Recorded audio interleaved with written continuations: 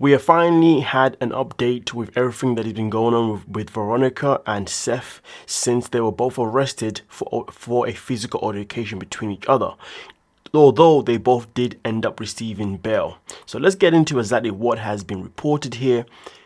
As you can see, Veronica and Seth DV charges dismissed. Has reported exclusively by Sarcasm.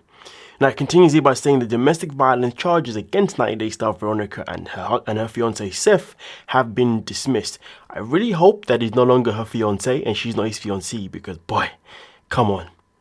Continues here by saying court records indicate Veronica's charge of misdemeanor domestic violence and Seth's charge of misdemeanor assault on a female were both dropped by the prosecutor on January 12th. Literally, this is 2 days ago, because either party was willing to testify against the other. And you know what? This is something that we find to be very common in a lot of domestic violent relationships.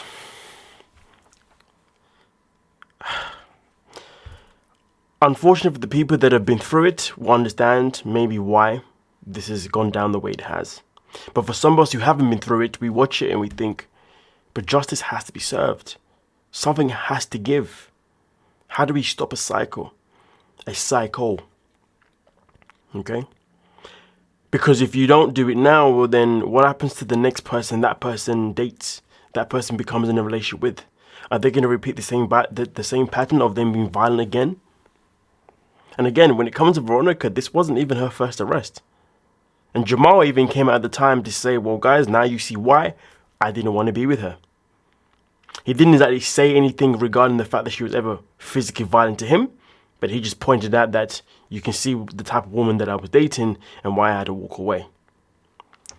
If you have not seen the previous videos, I recommend you check them out so you know exactly about everything that I'm talking about. Now, it continues here by saying records indicate both witnesses asserted their Fifth Amendment rights as part of their refusal to testify. Both cases were voluntary dismissals without leave by the DA.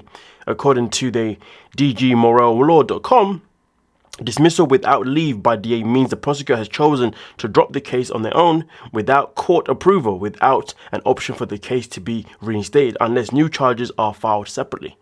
Now, I wonder if this is something that is only a thing in their state, because usually in a domestic violent relationship nowadays, once it is reported, the authorities will continue to still keep looking. But of course, I guess in America, that law may not be the same depending on the state that you live in.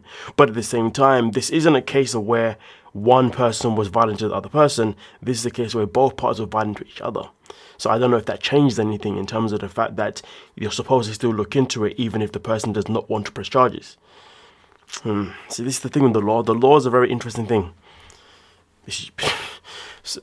Part of the law is absolutely phenomenal. Another part of the law is absolutely just diabolical. But we continue. It says, according to jail records, Veronica was arrested just before 3 a.m. on December 15th at her home in Union County, North Carolina. She was charged with misdemeanor domestic violence. Seth was arrested for the same address. Roughly 40 minutes later, he was charged with a misdemeanor on account of assault on a female. Both Veronica and Seth quickly bonded out. Veronica's bond was $500. Meanwhile, Seth's was $2,500, which is a big difference. So again, you think this would tell us that Seth was the one that was the aggressor first. Sorry, I had a massive cough today. I was holding it so I can just pause it and get it out. Save damaging your guys' ears when you have the earphones in. Now, with that being said, you would think, given the fact that Seth's one is obviously $2,000 more, that clearly an investigation would still happen regardless of the fact that Veronica did not want to press any charges. But again, the system is the system. According to court documents, Veronica unlawfully and willfully did use physical force against Seth by striking Seth in the face. Court documents indicate Seth assaulted Veronica when he held/grabbed Veronica, causing scratches to her wrist and thighs. Now, here's the thing with this information stuff in particular. This goes one of two ways. Either one says that maybe Veronica was the aggressor and Seth was doing what he could to defend himself. That's why he tried to hold her, and because she was fighting off him, maybe that's where the scratches happened. Or it's a case of where where he was holding onto her, and therefore she tried to fight off him by punching and scratching away from him. Again, these are the things that we have to kind of figure out who was the aggressor. But again, based on the bond that was given out for Seth, unless it's a thing where because he's a man, he's charged more, I don't know. But based on what we're seeing, it still kind of looks like more as if he's the one that obviously approached her first, grabbed onto her, held onto her, and then therefore she was scratching and clawing her way away from him.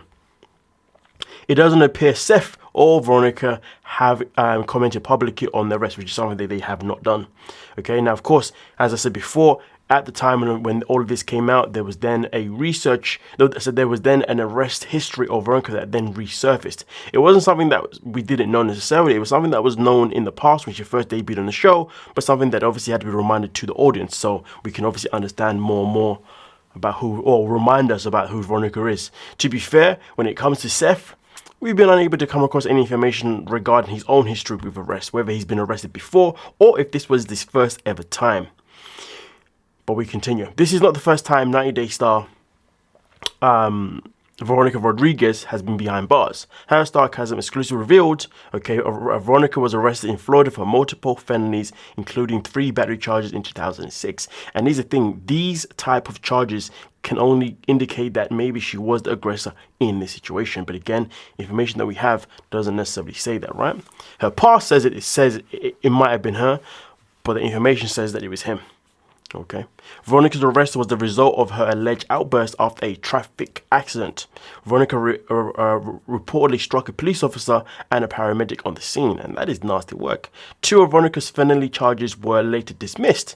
Two of the felony battery charges were later dropped to misdemeanor charges. Those were officially dismissed in April 2006 after the DA's office decided not to prosecute. Again, Veronica is somebody, when it comes to the law, she seems to get away with it all. It seems as if there's always these charges that happen and then they are always dropped at some point. I don't know what she's got going on, but this woman's got some sort of secret weapon. Either way though, we continue. Sarcasm previously reported Veronica's 2016 DWI arrest in North Carolina. At the time of her initial report, the outcome of the charge was unclear. Of course it was. Sarcasm spoke with court clerk who confirmed Veronica was found guilty of level 4 DWI. Level 1 is the most severe, level 5 is the least severe. She was given a 120-day suspended sentence and 12 months of probation, in addition to fines and court costs. Okay, according to court documents, Veronica was cited for reckless driving in August of 2025. Literally August of 2025, and a few months later on, she gets arrested for domestic violence. After she was observed going 50 miles per hour in a 25-mile per hour zone. That's it. As part of the plea agreement, the reckless driving charge was later dismissed. Again, dismissed. Only one thing really and truly she got found guilty on, but everything else was just dismissed.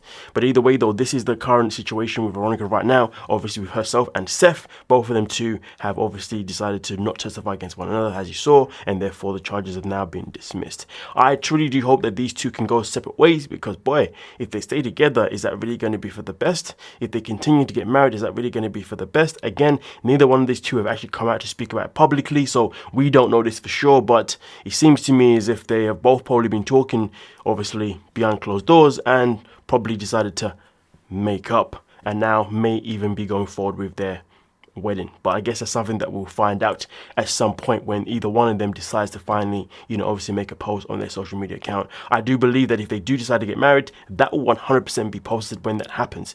If they decide to not be married, I guess we'll have to wait for a post that indicates that they're no longer together. But hey, we have to wait and see. Either way though, I will say this though, Veronica and Seth have been very wise to not upload anything or say anything publicly, to be fair. You know what I mean? But at the same time, it is what it is. Let me know your thoughts down below in the comment section and we can talk about it. Don't forget to like and subscribe. Peace.